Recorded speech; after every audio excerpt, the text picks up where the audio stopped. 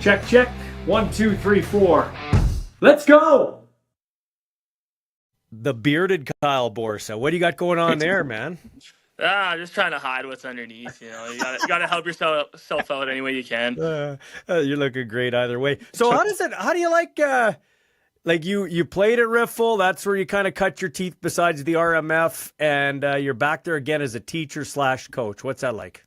Yeah, it's great. Yeah, it's kind of nice going back to the old stomping grounds and names on the wall up there. So I get to brag about that and go with the kids about that a little bit. So that's cool. But no, it's really good just giving back to where you came from, and it kind of reminds you of everything that helped get you to the spot that you are. So Yeah. yeah, I'm loving it.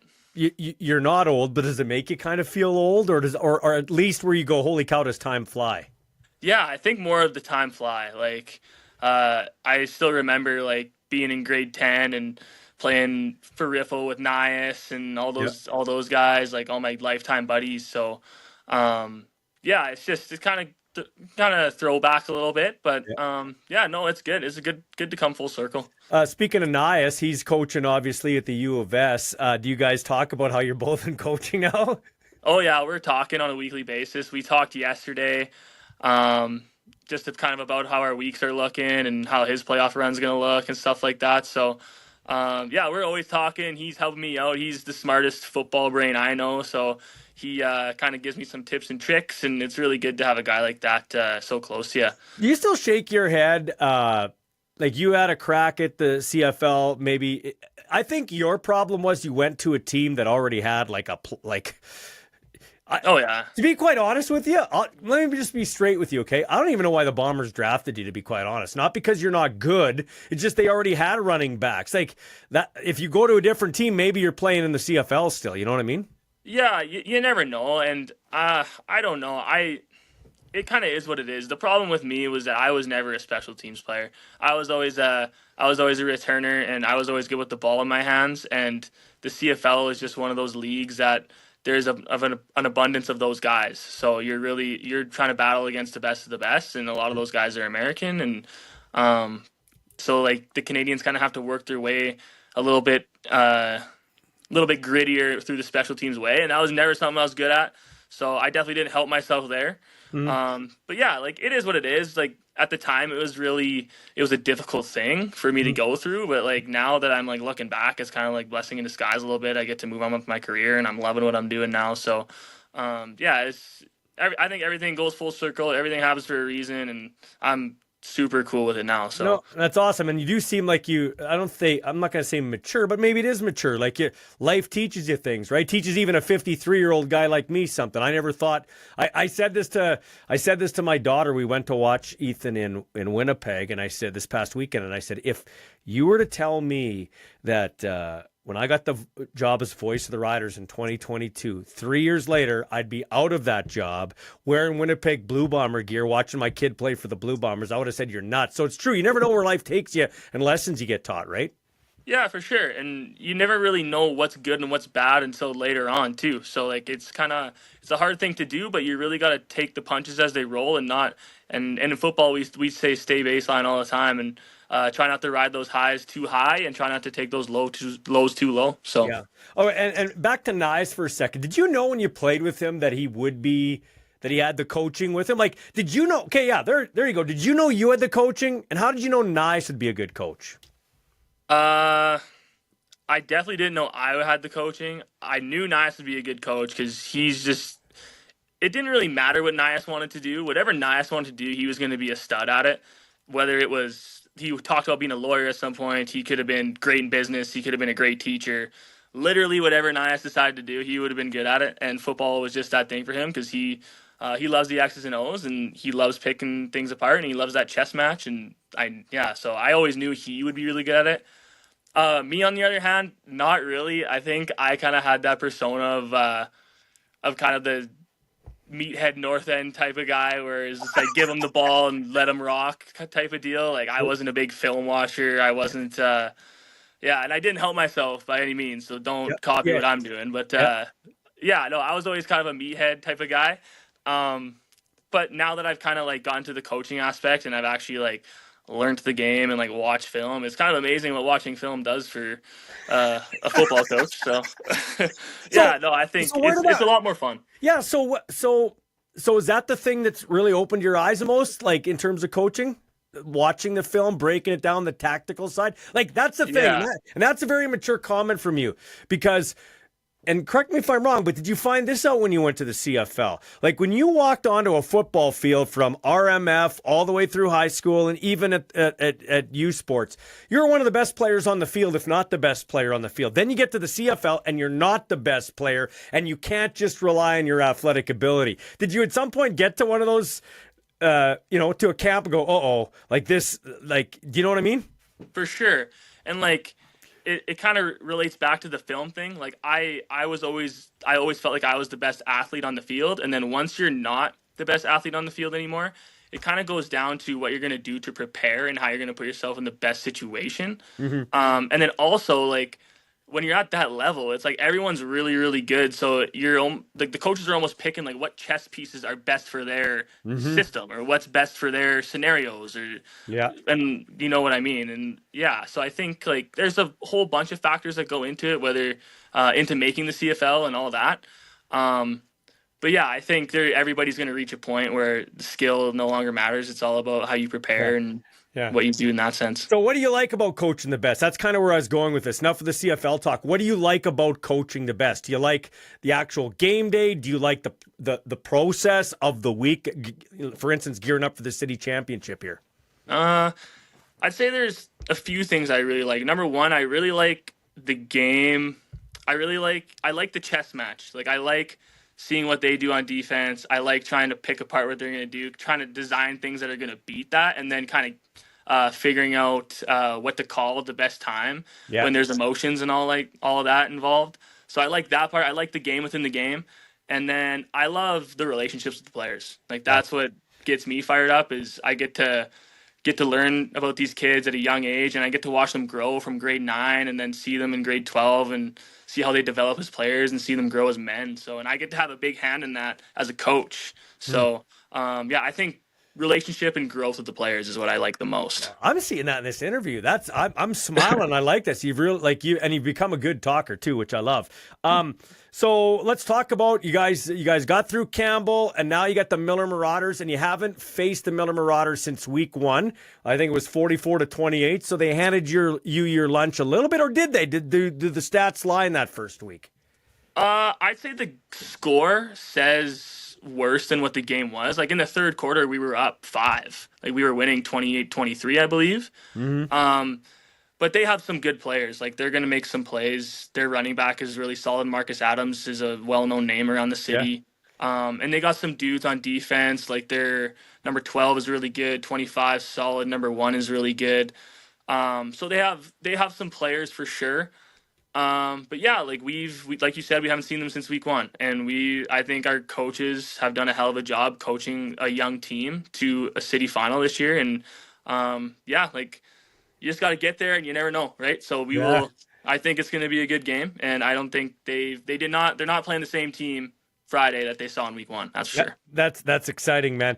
Your quarterback, I saw you got some love on the national stage with TSN, got some money given back to your program, the Riffel Rolls. Talk about Xavier Gatton there and how well Gatton's playing. Wow, that kid, I couldn't say enough about that kid, honestly. He's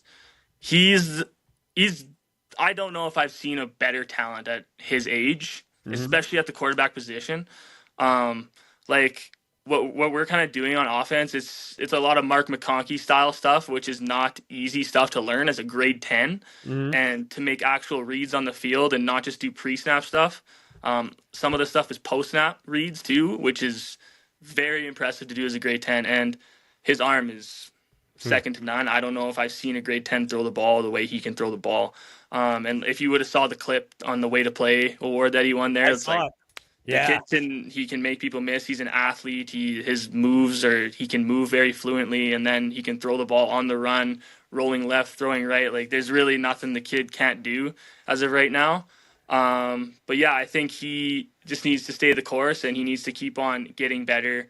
And like we talked about, just kind of staying baseline and not taking those highs too high and not riding those lows too low. Because, as a young player, we all know how that can get. So we talk about challenges and being a coach. So you're now you got to be in lockstep with him, right? Because you don't really have I don't know if you have a quarterbacks coach per se, or if it's just you and Gatton, but just talk about your relationship with this grade 10 quarterback and helping him along the way. Yeah, I think we have a pretty good relationship. Like, I know I like hanging around him. We like to crack jokes all day, and most of our conversations are usually poking fun at each other. We're not like, but once we get onto the field, we know it's kind of business, and we can kind of turn that around a little bit. But yeah, it's just great. It's been great to see the kid grow from grade 9 to grade 10. Like grade 9, he was obviously still a really good player. Like he started quarterback in high school as a grade 9 before walking into a high school. So yeah, but just seeing the growth has been great, and I think our relationship's only going to get better and stronger as we kind of keep moving forward in his football career here. So he throws the ball. Who's catching it on the other side? Give me some names that he's throwing the ball to. We got a pretty good receiving core. We got Winter Reynolds Putman, who in the regular season has 12 catches for 8 touchdowns and second in the league in receiving yards. So, wow. Yeah, that says enough. We got Kyle Fraser Phillips, who's really, really good. Lincoln Nagel has been a very big surprise this year for us. Curtis Ferguson, who's a U18 guy. Kamani Forsyth, who's another young guy, grade 10, stepping up. So he's got some dudes to throw to for sure. And running back's your position, man. Who's your running back? Who's the bell cow in the back or backfield, or do you guys kind of have a platoon like a lot of teams do? We have like that NFL style where we have a nice little 2-punch duo. We have Kyle Bruno, who's a grade 11, who's really solid in pass protection, has really good hands, and can run the ball too. And then we have Rhett Mikatuk, who's another grade 10 kid who's been really awesome for us. He's better than we thought for sure, and he's a very, very good runner of the football, and he's very shifty, hard to bring down and see behind the line of scrimmage because he's just a little pinball. Yeah, so yeah, it's awesome. So how's the health of high school football, like in terms of Riffel or just in general? What's the bead there? You got boots on the ground. What's the health of tackle high school football? I would say I'd say it's on a good trajectory. I don't know. I think they do everything they can to keep the players safe with head contact. Like I think the refs do a good job for the most part in making the correct calls when safety is at an issue, I would say. I guess more Kyle, and it's my fault. Like I get the health. It's never been safer, and there's a level of danger that you expect as a parent, I would think, when your kid signed up for tackle football, and they already know that coming up from the RMF. Where I'm going with this is I'm talking health in terms of interest. Like, do you get a lot of? Is it healthy at Riffel? Are people going out in terms of trying out for football and wanting to play football? What's the health like? Oh, sorry, I kind of lost you. It's fine. Yeah, no, it's been really good. Like Riffel's growing as a school recently, but we've had the most kids I think that ever tried out this past year, and I think we had to make the most cuts that Riffel's ever had to make. Like I think we had close to 80 kids try out. Wow. We keep 50, 56, 58 in that range. So kids definitely want to play. So I would say the health of the game is going in a good trajectory. What do you think a guy who's come up? You've played the same rules all your life, had a cup of coffee in the CFL. What do you think of these rule changes that have been proposed? Not done yet, but proposed. I don't know. I think for the direction they're taking, the rule changes are fine. With that being said, though, I think the CFL, I would rather see the CFL go in a different direction in terms of promoting Canadian players and kind of promoting the game more and changing the ratio, having more, like, if you have Mason Nias playing quarterback, obviously I'm going to go watch. You know what I mean? Like, if, like, I'm not saying this to be bitter because I didn't make the CFL. Obviously, that was something I wanted to do. But if I want to watch some Americans play football, I'm probably going to watch the NCAA or the NFL. So, well, no, that's my thoughts on it. That's 100% right. Like I'll just say it. We had my family and friends. We bought 35 Ethan Ball jerseys at a cost of $4,000 with a discount at the Winnipeg store. Okay, like, no offense. Like I see Colaro's jerseys and Jefferson jerseys, and I'm not saying their family members don't buy it. buy jerseys, but would an American Gunners family buy 40 jerseys from a CFL store? I kind of doubt it. You know what I'm saying? Like, And that's the magical question. I don't know the numbers of these things, but like from if you want to get Canadian eyes, if you want to fill the stands, it's like I don't know. Like if I had a buddy, well, I guess like I have buddies on the team, but like they don't. I just don't see the promotion of them. Like Mitch Picton gets the ball here and there, yeah. which is cool.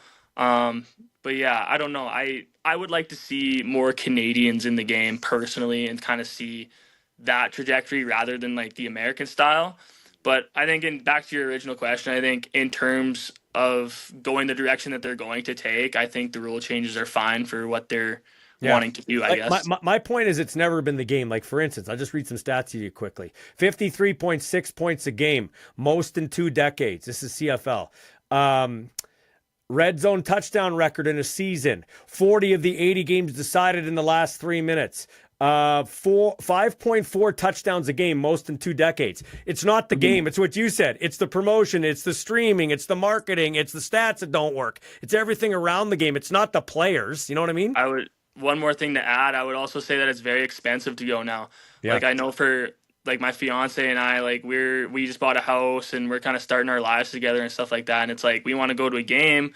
Well, it's $11 a drink or it's $50 a ticket, and then you got to buy food and you know what I mean. Like it's just like it's a lot of money to go watch that. You know what I mean? And I would love like when Tanner Schmeckel's playing. Yeah, I'm glued to the TV. I'm watching all of that stuff. Yeah, but yeah, no. In terms of going to the game, though, I just think that would be the better direction for at least me. Yeah, to go watch. But I'm not everybody else, though. Okay, 2 more city final questions for you. Number 1, are you an OC upstairs or are you on the sidelines? I'm on the sideline. So I've had a very what's the word I should use here? Very big help in joining our team this year has been Sawyer Bittner. Yeah. And he's been helping me with the pass game a little bit. So he's up in the booth and we're kind of talking things out, but I'm calling the plays on the sideline for the most part. And you like that hands-on approach. That's what you like? 100%. Yeah, I like talking to the quarterback, I like talking to the players and that type of thing. Sorry, unsung hero is the word I was looking for Sawyer. Unsung hero. That's awesome. Good. And lastly, what do you got to do to change that week 1 result around and hoist the trophy here for Riffel, which would be, haven't won it in a while, but want to get your hands on it as a coach? What do we have to do? I think we just have to be sound on offense and continue doing what we're doing. Like in terms of what we have to do on like for my job, we've been doing really good. Like we've been scoring points every week. I think what it's going to come down to mainly is who makes the most mistakes. Whoever's going to make more mistakes is going to lose the game, and whoever wants to be more physical and want it more is probably who's going to end up winning. But yeah, turnovers are going to be massive. Because they're a good team. Like they're gonna make plays. But like if we can force a turnover here and there, or anything like that. I think if we can force mistakes, then I think we'll come out on top. You like being the underdog? Oh, of course. Nothing to lose. Nothing to lose. We can go let it hang. House money. Hey, thanks for your time, man. Best of luck. Yeah, appreciate it.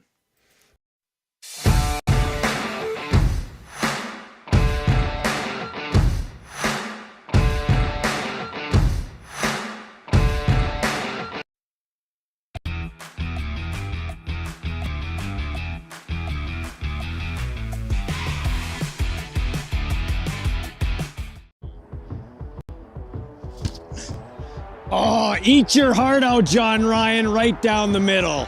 This isn't kicking it with Ballsy. No, it's kicking it with John Ryan, the only Saskatchewan kid to win a Super Bowl and a CFL veteran who started his football career in Regina, in the RMF, and has helped build it to what it is today, giving back to the community and giving back to Regina Minor football.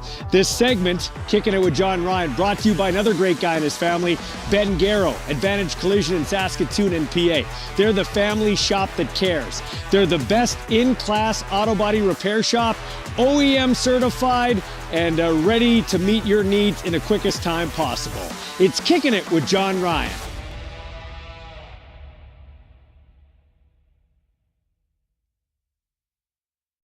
Well, John's over in Europe, so he's not available to kick it, but we do have a great sponsor, an Advantage Collision, so I'm going to kick it around. Couple of things to talk about. Blue Jays taking on the Dodgers tonight, Game 3 of the World Series. Of course, they blew out the Dodgers in Game 1. Game 2, watched it at the Canadian Brewhouse in Winnipeg with my kids. And I gotta say, who approves these things? Like, who says that's a good idea? Either the Jays management or Major League Baseball. We're not talking about spring training in Dunedin. We're not talking about a summer 3-game weekend series at Chavez Ravine in Los Angeles or at the Rogers Center between these teams. We're talking about the 6th inning of game number 2 of the World Series. And you stop it down for Stand Up to Cancer. Now, I am all for what they did. Like, Stand Up to Cancer, we've all been affected. Somebody in our family, maybe our own selves, been affected by cancer. It's a terrible, terrible disease. I can't believe we still don't have a cure for it. That's a story for another day. But we've lost so many people. Just lost, my friend Pete Pasco, Regina area broadcaster, not that long ago. In fact, holy cow. As I tape it today, it's 4 months that Pete's passed away. God rest his soul. Saw his son Jake at the Thunder dinner, and Jake's holding up well. What a great kid. Pete, wherever you're listening, I know where you're listening, heaven. You got the legacy of your son here on earth. Anyway, back to the Stand Up with Cancer. It was great. Everybody's holding up Stand Up with Cancer. The coaches, the players, and the Jonas Brothers sing a song. And I guess their dad's affected by cancer too. So if you want to do that, that's great. Like that's fine. There's nothing wrong with that. But you don't do it in the 6th inning of the World Series. Kevin Gausman is cooking. It's a pitcher's duo. Yamamoto against Gausman. We're tied at 1. And now you stop it down. The idea behind it's great. The execution is awful. Terrible. You do that at the start of the game. If you want to do it in the pregame ceremonies, you have the Stand Up with Cancer, have the Jonas Brothers play a song on the concourse, wherever the hell they were. Then you have Joe Carter come out and throw the first pitch. Then you sing the national anthem, and then you play the game. You don't stop it down in the 6th inning of the World Series. Can you imagine? Oh, I don't want Kansas City to be in the Super Bowl. So let's go my Chargers. My Chargers make it to the Super Bowl, okay? You don't expect them to get there, just like nobody expected the Blue Jays to get there. My Chargers are playing the Eagles or the Green Bay Packers in the Super Bowl, and the Chargers just had a goal line stand with 4 minutes to go. They're down by 3 points. They got it at their 1-yard line. They're ready to go. They got all the momentum. And now we have a Stand Up for Cancer break before the final 4 minutes of the game. We have the Jonas Brothers up there playing somewhere in the stadium, and then everybody holds up on the field, Stand Up to Cancer. Like, no. What are we doing here? What are we doing here? From the what are we doing here file, got a couple of more things. Not sure what the Regina Thunder were doing. You got to find a way to close out that game against the Saskatoon Hilltops. You got them down 24-9. 6 minutes to go, and I thought the Thunder, I was watching and listening to the game driving home from Winnipeg. Avery LeBlanc and Matt Young on the call and access now. I was hoping they could pull it out so I could call the Canadian Bowl, but the Thunder just can't close it out. They can't run the clock down. Saskatoon gifted them so many times an opportunity to win that game. Right at the end, a 52-yard field goal that Sean Green, the All-Star, clinks off the crossbar. So you think, okay, they're going to go to overtime. Oh, wait, Saskatoon gets penalized for pyramiding the long snapper. And so what happens? They get another chance, and he misses wide from 37 yards away. Thought maybe they should try to kick it out the side of the end zone for the game-winning Rouge, with the Rouge being all the rage and getting rid of the Rouge. I would have loved to see that. But give Saskatoon credit. They come back. They're down 24-9 and win 30-27 in overtime. And they'll take on the Okanagan Sun, who haven't lost this year. I think one game they blew out Langley 94-0. Okanagan's got to be the favorite, I would think. or a slight underdog on the road in Saskatoon. But I feel bad for Coach of the Year Scott McCauley, his coaching staff, and his players. We had one of their outgoing guys, veteran Andrew Sweeney, on the podcast here last week. Great human being and a great football player. So I feel bad for the Thunder. But yeah, you got to find a way to close that out. 24-9. You got to finish that game off. Got a little too conservative both on offense and defense, I thought. But they're kids. I'm not going to jump all over them. And lastly, let's get to this. Once again, I asked the question, and I'm never going to stop doing this. I'm never going to stop banging the drum against what the CFL is planning to do for the rule changes, okay? I'm never doing it. You saw Guelph beat Western. Everybody's up in get their panties in a knot or their underwear in a knot because Guelph won their playoff game with Western because of a rouge. And the kids obviously weren't coached well enough by Western to get that ball out. The guy gets the ball in the end zone, runs out the side of the end zone. You got to kick it out. Then they got to kick it back in. It's truly Canadian. I love the rouge. Long live the rouge. Guelph moves on in the playoffs. The rouge is a reward for good field position. The line of scrimmage is a battle. It's a battle, and that is the reward for the battle of field position. If you don't want them to get a rouge, stop them from advancing that far as I'm concerned. But anyway, can somebody remind me once again why the CFL is changing the rules in 2027? Because it isn't because they want more scoring. 53.6 points a game, the most in 2 decades. 5.41 touchdowns a game. Most in 2 decades. That's with the goalposts at the front, folks. That's with a 110-yard field and 20-yard end zones. Red zone touchdowns. A record in a season, 61.6%. That's with those dangerous goalposts in the front that obstruct the quarterback's view. A record for red zone touchdowns. And 40 of the 80 games decided in the last 40 of the 81 games decided in the last 3 minutes. So half of your games comes down to the wire. And we're going to mess everything up by changing everything. There's only one reason they're changing everything. And it's not, I've heard some people say, oh, it's because maybe hopefully they can, smaller field, lengthwise and everything. It's easier to build a stadium in Canada. No, it isn't. No, come on. No, it isn't. With all due respect, that has nothing to do with it. It has to do with Americanizing the game, getting an American TV contract. And mark my words, that's not it for the changes. There will be more changes coming. There will be. 4 downs, go after the Canadian ratio. Oh, all of a sudden, no, we can't have 65-yard wide fields. We have to move them into 53. You watch. There's more changes coming.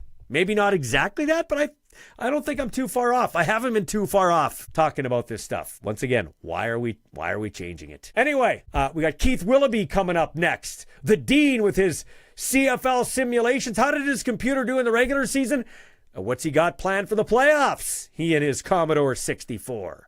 This is Ballsy Uncut.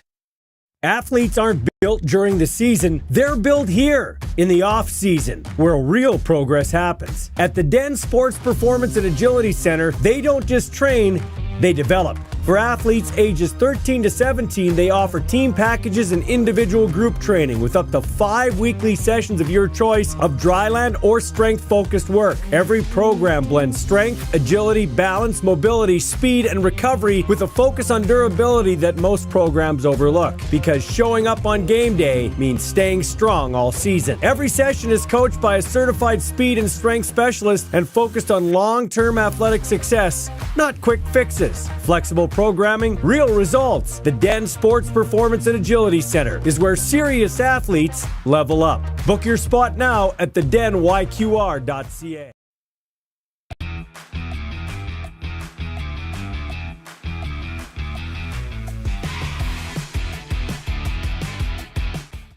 The Dean, Keith Willoughby, joining me. It's always great to talk to you. Not in your rider gear, but hey, real men wear pink. Breast Cancer Awareness Month. Hey, Keith, on that note, I got to ask you something that is not football related, okay? I did bring this up on my show.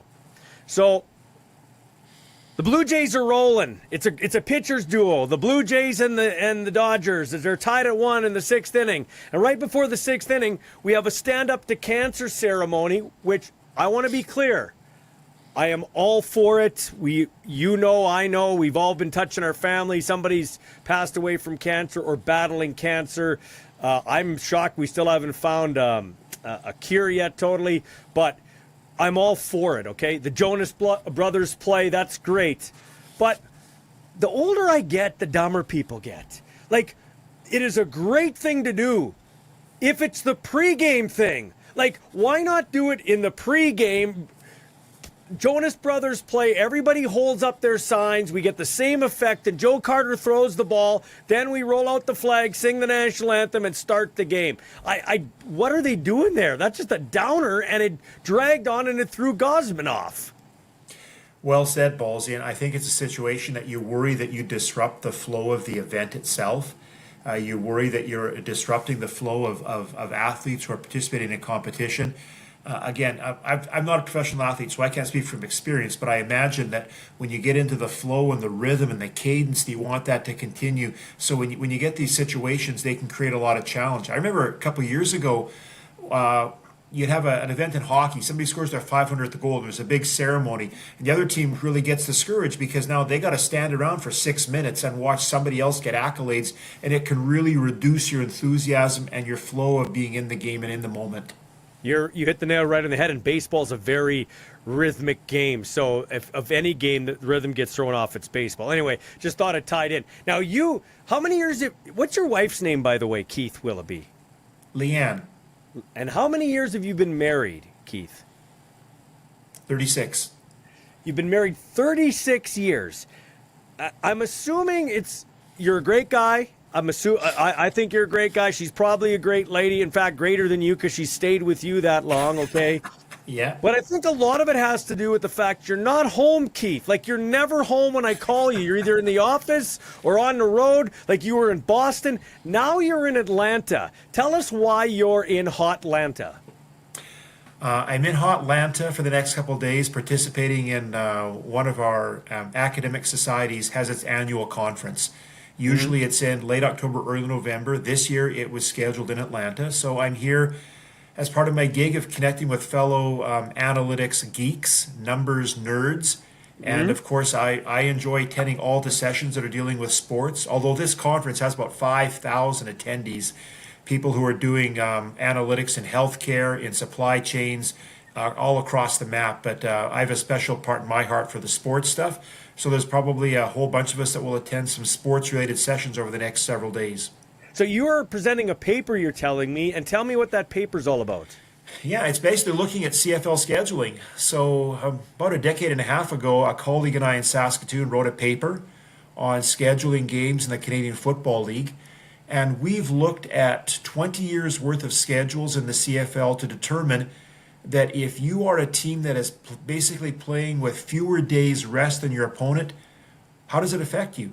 Because a lot of people think that if you're on a short week against a team on a long week, that you have a disadvantage. So we've done 20 years worth of analysis of schedules to try to distill some of the important data pieces that are in front of us. Okay, so can you just give me a Cole's Notes? What's one interesting finding you found about that?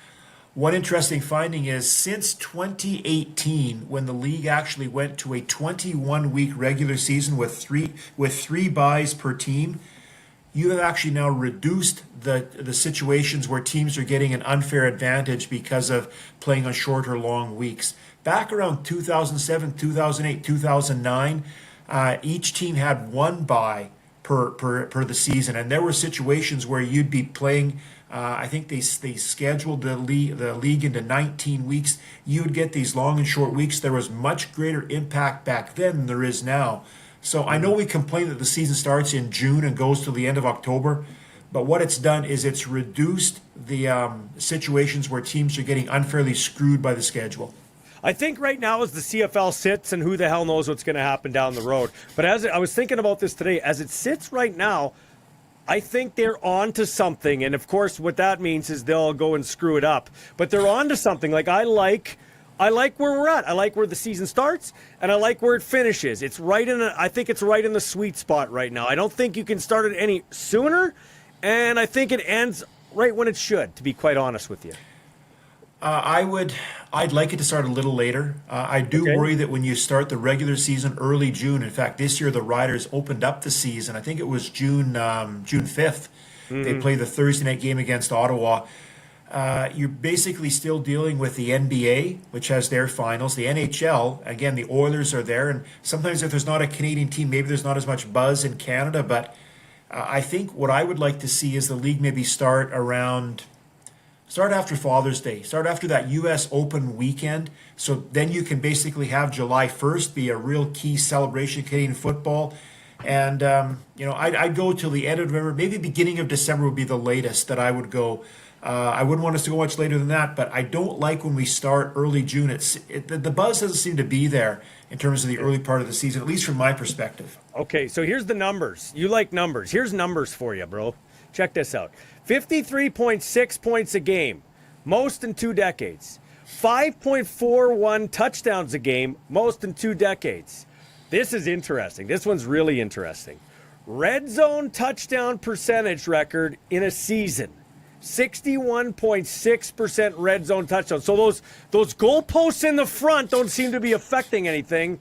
And 40 of the 81 games, so half of your games decided in the last 3 minutes. So you are a sports nerd with a personality, okay? You don't ruin the sports. You're one of the few guys that doesn't. Keith Willoughby, why are we changing the rules? There's another agenda at place, Ballsy. I don't know what it is, but to me, there's something else going on because Well, it you is. highlighted. I'll tell you what it is. Sorry for cutting you off. With all due respect, I'll tell you what it is. It's only one thing. It's an expansion, and that's where I'm going with this. So I like where we're at for the schedule. You want it to start later. Let's just go on the premise there's going to be American expansion because there's not going to be Canadian expansion. It's going to be American expansion. Why aren't they telling us that right now? And when do they play? When do we play? Because you don't want to go any later because you want to eliminate how much you go up against the NFL season, in my opinion. Yeah, I think we're staring down this barrel, so to speak, in terms of looking at what the eventuality might be. I'm frustrated, Ballsy, because we have. I know maybe 20, 25 years ago there was more scoring. Man, think back in the 1990s.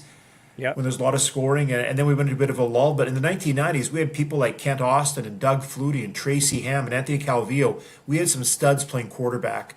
But we've seen an upswing over the past 5 or 6 years with scoring. We're doing well. You mentioned the red zone numbers. I had not heard of those, but it makes sense because you've got teams now, offenses that are really precise when it comes to being in that red zone. Yeah, to me, it's a red herring to toss out this notion if we want to address scoring to improve the excitement.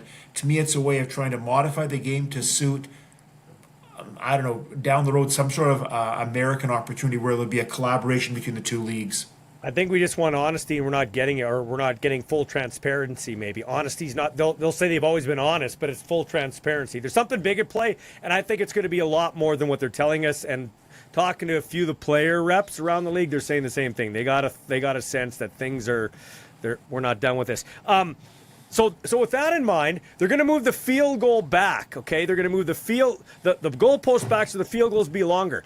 I'm watching kickers in the NFL regularly bomb between 50 and 60-yard field goals with regularity.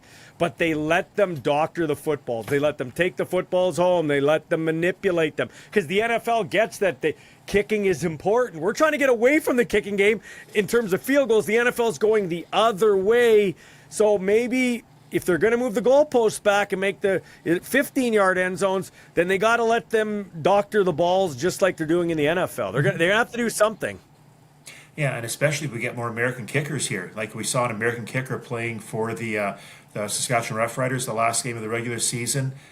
Justin Medlock from the Bombers, probably one of the best all-around kickers that I've ever seen. Again, Louis Pasaglia to me was the best I've ever seen, who could do everything.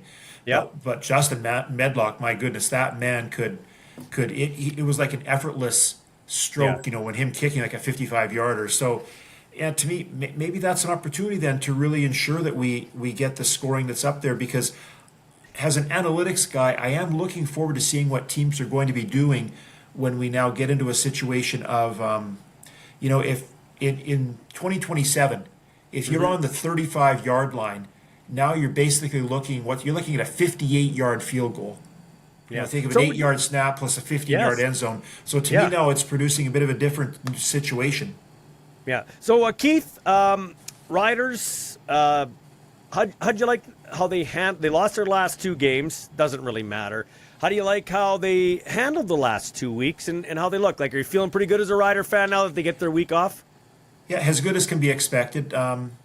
Saskatchewan Roughriders hosting a West final is our version of a solar eclipse. It doesn't happen very often. I know. So how could they? To me, they lost 2 games by a combined 7 points to 2 teams that are going to the playoffs. They didn't play their number 1s and number 2s the entire game. They didn't have to. But to me, those games had 35-3 written all over them, and they didn't happen that way. The Riders could have won both of them. Could have, would have, should have. But hey, they were competitive. I think short term, there's people now who are healthier than they would have been had they been banged up for 2 games in the regular season. Mm-hmm. Long term, they had some of their backups play that to me it's going to be a really interesting off season into next year 2026 in terms of some of the other players who are coming on board. Again, I'm optimistic, but hey, come on, let's face it. The Riders have only won 4 Grey Cups in franchise history. We've lost 15, so I'm not trying to sound like I'm pessimistic, but you're always fearful when it comes to hosting any playoff game in Regina in November. Ticket sales haven't been so great for it right now. I think people maybe are just sitting on their hands just to see who's coming to the game, or do you think that really makes a difference whether it's BC or Calgary? I don't. Like you talked about it, the solar eclipse, like in the past, the tickets would be gone or almost gone already. Now, I'm not jumping on Rider fans, but I find this interesting because I had Kyle Borsa on, the Riffel coach. He said, I'm a young guy who just got a house with my wife and tickets are expensive, and I didn't shoot back at him because I'm not going to judge people how they spend their money, but I think people will go if it's worth them going. Do you know what I mean? Mm-hmm. Like if it's as much of an event, they'll go to concerts, they'll go to NFL games, they'll do whatever it takes to go see something they want to see. So I'm a little concerned about that, to be quite honest with you. I am too. It speaks to the value proposition. So it's not somewhere it's not working for some group of people in this province who are still sitting on their hands. To me, beggars can't be choosers. We went from 1977 to 2006. What's that? Almost 30 seasons, and we hosted 1 playoff game. Mm. So I think from a cultural perspective, as a franchise, we don't get this chance very often. So whether it's BC, whether it's Calgary, to me, buy the ticket and let's go there and cheer on the green and white. Yeah, for sure. Okay, so before I get to your, by the way, regular season, how did the computer do? It was a rough year this year. It was 38 and 27. So okay. Again, I don't start it till after the first 4 weeks, so it missed the first 16 games of the season. So the last 65 went. Actually, we'll correct that. It's 37 and 28. So okay. Like 56%. There were some weird things that happened this year. I can't figure out, Ballsy, Calgary losing twice to Ottawa. Yeah. And beating Winnipeg 3 times. To me, there was just there were weird things that happened this season. Again, kudos to the people who predicted games better than the computer model, but it was a weird year this year in the CFL. So the BC Lions, good for Amar Doman. He gets a home playoff game. If an owner deserves a home playoff game, it's him. And apparently they sold 1,000 tickets from the time that game ended in Regina to, so that's good for them. Good. That means there'll be 2,000 fans in the stands. Yeah, I'm hoping there's a crowd of 30,000. They get decent support in BC, so let's hope so. Before I get to the computer's predictions, as a Rider guy, who do you want coming to Saskatchewan? Do you want Nathan Rourke and the BC Lions and that high octane offense, or do you want the Calgary Stampeders who have handed the Riders their lunch twice this year? 100% Calgary. 100% Yeah. Calgary Ballsy. It's just the respect that I have for Nathan Rourke.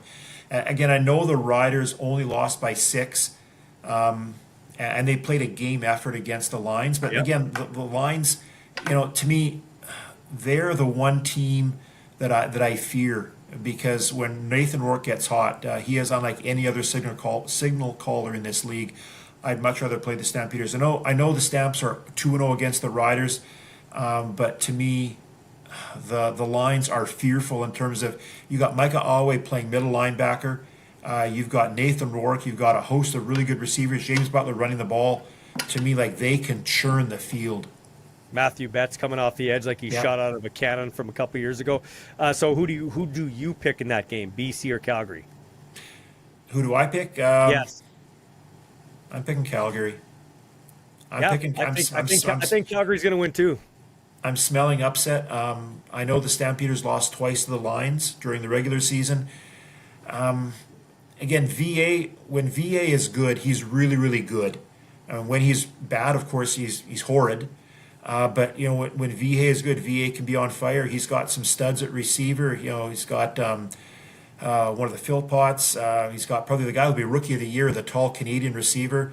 They've got some people who can make some plays. So I'm smelling upset. I'm smelling a Stampeder win. I think the Rookie of the Year, though, I'll show a little respect for my man, Trey Vavel. I think he's going to be a Rookie of the Year with Winnipeg. He's an excellent football player. I got Calgary, too. This is juicy. VA against Nathan Rourke. They're buddies, but, hey, VA did not like how his life ended in British Columbia, so he has a massive size. Like, remember when Steve Young in the Super Bowl said, somebody take the monkey off my back when they beat my Chargers? Same thing here. I think VA is going to have the game of the year for himself. Yeah, exactly. Like, remember Steve Young with those 6 touchdown passes for the Niners in the 95 Super Bowl, 49-26. So, who knows? Yeah. I got a stamp victory. The computer has the lines because of home field advantage primarily. It has them pretty equal anyway, but gives the lines a nod because they're playing on home turf. Okay, and the one that's home for me, hits close to home for me, if the Winnipeg Blue Bombers beat the Montreal Alouettes, I picture the Winnipeg Blue Bombers in the Grey Cup. I think, and I actually am going to go out on a limb and say this is going to be the toughest game the Winnipeg Blue Bombers will have to play to win the Grey Cup. I honestly, that's what I believe, and it's a long shot that they'll win. But if any team can win on the road, it's the Winnipeg Blue Bombers. Your thoughts on that? Yeah. But I will say this: if Winnipeg's going to win, 20's going to show up, as he has all year. But Hogan, the OC, needs to use him about 18 times out of the backfield running the ball and about 7 times receiving. He needs to touch the ball 25 times. Zach Collaros and Willie Jefferson are the keys to victory, though. The 8 and 5 have to be as good as we know they can be in the playoffs if the Bombers can win this game against Montreal. Yeah, Ballsy, this as a Rider fan, this is the one game of the 2 this weekend that scares me. Because I do not, and I'm not trying to sound like I'm being anti-Bomber here. Of course, I'm pro-Rider. Yeah. But I tell you, the Bombers on a heater is the one thing that is my worst nightmare. Because that, if you look at the Riders trying to ascend to the Grey Cup, to me, Winnipeg's been to 5 in a row, so they know what to do in November. And they've won road games in November. Remember, they beat Saskatchewan in 2018. They beat Saskatchewan in 2019. They know what to do when the chips are down. So, the computer is going with Montreal. Boy, Ballsy, I want to say Winnipeg, but I think I'm going to go with Montreal. Maybe just to set up you and I differently in terms of who's predicting which team. Yeah. Montreal, they're to me, the winner of this game goes to the Grey Cup. Can I just say that, Ballsy? Yeah, I think Hamilton's frauds as first place team in the East. I think Montreal is the best team in the East. I think Davis Alexander brings a different type of enthusiasm to their team, so that'll be interesting too. But he's never lost, and he's never played a big time game in the playoffs. That's something. When you're looking at it, how much do you think veteran quarterbacking wins the day? That's an intangible that you can't really put a price tag on. Now, I know Zach Collaros hasn't had a great year. It's been one of his worst years in a long time. But a chance to cement his legacy. Well said. And you look again the past. You look at him in the Grey Cup last year, obviously being injured and not being able to play his full potential. But the Bombers has a team, has sort of nucleus of athletes under Coach O'Shea. They've proven year after year after year that they can do it in November. And I think, again, from a Rider fan perspective, I'm not trying to sound like I'm trying to be too pessimistic, but Ballsy, I would rather lose the West Final than lose the Grey Cup to Winnipeg in Winnipeg. That to me would be the ultimate kick in the teeth. And we've talked about it. I know I'm trying to talk myself into a Bomber win. It's still a long shot. They're underdogs, okay? But geographically, they are positioned better than anybody. Like the BC Lions, had they not got help from the referee, in that game with the Riders, they'd be one and done because I don't like BC going east. They've proven they're not a good traveling team out east. They lost to Ottawa, they've lost out east, and that's a cross-country trip. So they're very lucky they get to host a home playoff game. I mean, they earn some of that luck. But Winnipeg is geographically positioned. The only problem with the Bombers is two things. They've never been able to really get on track, except for early in the year, 3-0, and then it's just been up and down, up and down, up and down. They've never seemed to bottle it. So that consistency is huge. So I'm concerned there. And I was shocked. Granted, I'm not the coach of the Bombers, and Mike O'Shea knows more, he's forgot more about football than me and more bling than me. But I was surprised they didn't play many guys on offense. Like, it wasn't like the offense was rolling and they could afford to sit guys. Do you know what I mean? I know. Yeah, it's O'Shea's the ultimate strategist. So again, he knows how to get the most out of his players. He knows how to get the most out of the officials. To me, he's the guy. Had he been the coach when they had the Devon Campbell situation with the fumble recovery where the whistle blew prematurely, be rest assured O'Shea would have there'd be a huge uproar he would have made. I'm not saying he would have pivoted the call, but O'Shea would have basically drawn a line in the sand that to me would have made the officials fearful.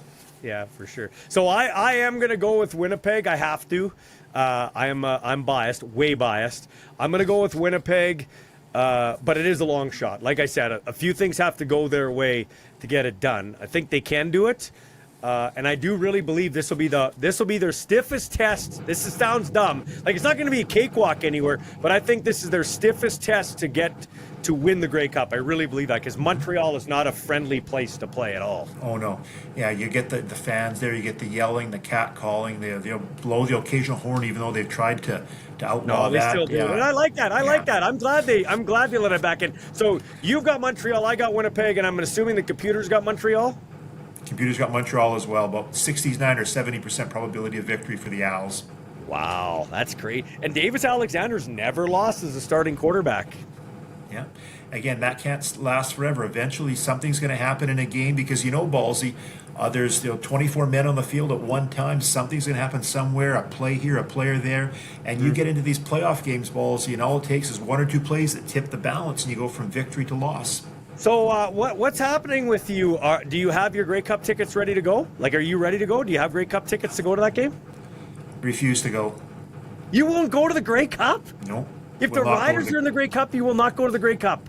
I'll not go to the Grey Cup. Have you never done that? Like, you've never, except for like the 2013 game? Yeah, I've been to 2007, 2010, and 2013. So I've been at half of the Rider franchise victories. Isn't that compelling? But a sad statistic. So why wouldn't you go to this Grey? Why wouldn't you go to this? Just you don't want to go to Winnipeg or what? It's hard when you get emotionally invested when you see the team lose. 2010 was really hard, and I know that was much different than 2009. And I tip my cap to the thousands of Rider Nation who was there in the 13th man game. At 2010, we were close against the Owls, but you could tell they were a better team, and Darian was trying his best. It's demoralizing, and I don't know. Maybe it's me trying to protect the emotional psyche that is the Dean. Well, I hope you have a good day tomorrow or today in Atlanta. I appreciate it, buddy. Take care. Good luck with the paper, okay? Thanks, Ballsy.